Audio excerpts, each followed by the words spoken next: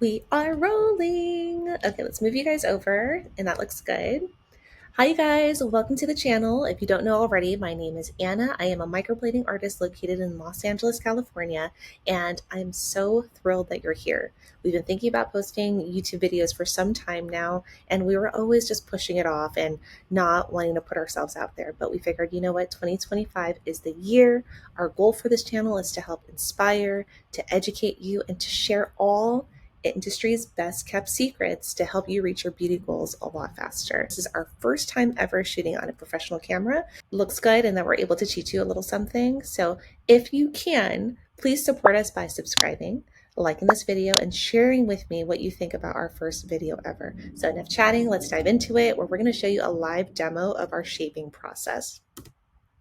This client is Anna as well. How ironic is that? And her biggest issue is dealing with asymmetry. So before I start on any client, I always sanitize the skin with alcohol, and then I always clean up the baby hairs just a little bit. I'll do a detailed clean later. After that, I am going to go in with a mapping string, which is basically thread and some brow wax. And here I'm going to create the most ideal shape for her. And so after we've created that shape, I'm going to go in with a lipstick applicator and I'm going to clean up that map.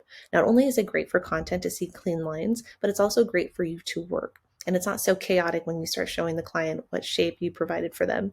Now, a little tip for new artists is using a facial blade. So what you don't want to do is have the blade 90 degrees against the skin. You actually want to have it flat and parallel, and then you start slowly moving to remove some of that excess hair. So that's what I'm doing here, making sure that I stretch her skin really well, and I'm gently gliding my blade up against that mapping to make sure that line is really crispy and that I take off any hair that falls outside of that box. Lastly, before we show the client her new shape, I want to make sure I grab gauze and a little bit of green soap on it and start cleaning up those excess lines. Here she is approving her shape. And then the next step after approval is you want to do a deeper clean. So here I am again grabbing my facial blade and I'm moving again parallel against the skin, gently gliding down and getting rid of any hair that falls outside of the box. Why is this really important? You want to make sure that you always have a good base before you work on any sort of permanent makeup or going there and even like henna tint or anything of that sort. You want to make sure that you have a clean base. So again, you can see those little fuzzies, and it's easier to grab them off if you just grab a dry piece of gauze now and gently glide over the brow. I'm not adding too much pressure because I don't want to ruin my mapping. Okay. Lastly, we're going to double check everything. I noticed that she had a couple fuzzies here in the center of her brow, so we're going to get rid of those as well. Making sure that we work slowly, we're stretching really well, and we're making sure that we don't nick her. Okay. Next step, I'm going to grab my brow scissors and I'm going to go in there and trim the super long hair. Of course, every client is different, and you can also do this on yourself too. Anything that falls outside of the box, just make sure you trim, and make sure you trim a little bit at a time, especially if you're a new artist, because you don't want to take off too much hair because you can't put it back.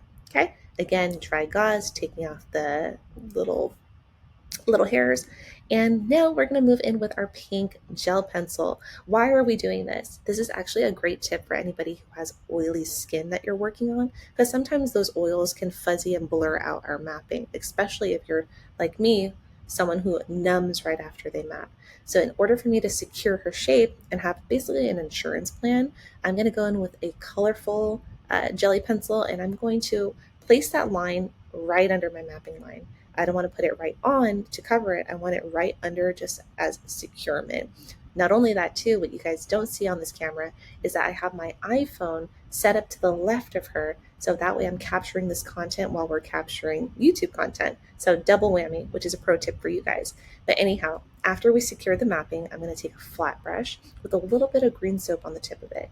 Then I'm going to work my way back and forth slowly, back and forth, to make sure I crisp up that line. Again, one, it's great for content, but two, it's actually better for you to have a clean securement line, because sometimes that numbing can make that gel pencil expand a little bit too, and it can get really messy. So make sure you clean up that line nice and crisp and allow it to fully dry before you move on to the next step, which is numbing. And that we'll talk about that shortly. So once I'm done with one side, I'm going to clean up that tail and I'm going to work on the other side. I noticed with the pink, it didn't really show up on my iPhone too well for Instagram Reels. So I switched over to a yellow gel pencil. All these gel pencils you can get on Amazon.com. It's nothing fancy there, but please make sure you sanitize them after every client. Anyhow, let's go back to the mapping.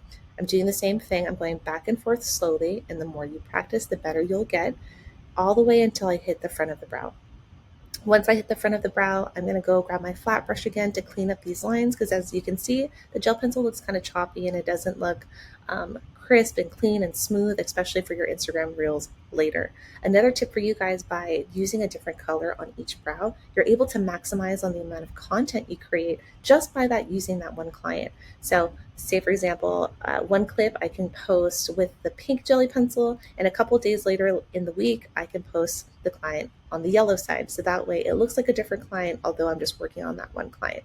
Another tip for you guys too, as far as creating more content using just that one model that you have or that one client that you have, is doing other things like brushing through it with a spoolie or capturing some of the numbing that you see on the screen here. So already you have 4 different clips to post throughout the week. So here we're going to move on to numbing, and because I've already secured her mapping, I want to make sure nothing moves, right? So I'm going to grab my lipstick applicator and gently apply the numbing cream right in between those lines, making sure that I am not smearing. And if I do, I want to make sure that I reinforce that line with my Sharpie, my wax pencil, or my gel pencil before I move on to the other brow. So make sure you're thoroughly numbing, going back and forth, making sure the numbing cream actually touches her skin versus just laying on the hair. So perfect. We finished that left side. Now we're going to hop over to the right side. And then all of a sudden I remembered, wait, this is another content opportunity. So I'm filming from behind her on the right side, and I'm just using my spoolie and placing it for a couple photos. You see me on my phone switching back and forth from video to photo. So that way you have some options while you're posting later in the week. So I'm switching over to video. I'm going to do 0.5 to get a wider shot. I'm going to brush through the brow and show the annual retention before we actually work on it. And we can use that as a learning opportunity. And then another one, which I captured with portrait mode, so that way you have a clearer photo if you want to do a carousel. But we'll talk about content later in next week's video. Now back to numbing. Let's speed through this here. I'm applying numbing in between the lines again, making sure that I move a little bit back and forth, that the numbing is going to seep past the hair and actually touch her skin. I dollop a generous amount because I want to make sure the client's very comfortable during our 3-hour appointment. So whatever excess I have, I'm going to make sure it's evenly distributed across the brow. So that's what you see me doing there: dollop, dollop, dollop, making sure that I'm pressing so it actually, again, lies against the skin. Lastly, to protect her eyes, I'm going to grab my plastic wrap and I'm going to lay it right on top. Is going to conclude our first video ever. I hope you guys learned a little something. Again, we're still learning the ins and outs of how we want to capture content. So hopefully by post, the more you can learn. So we would love some feedback. Again, subscribe, like, and comment what you think below.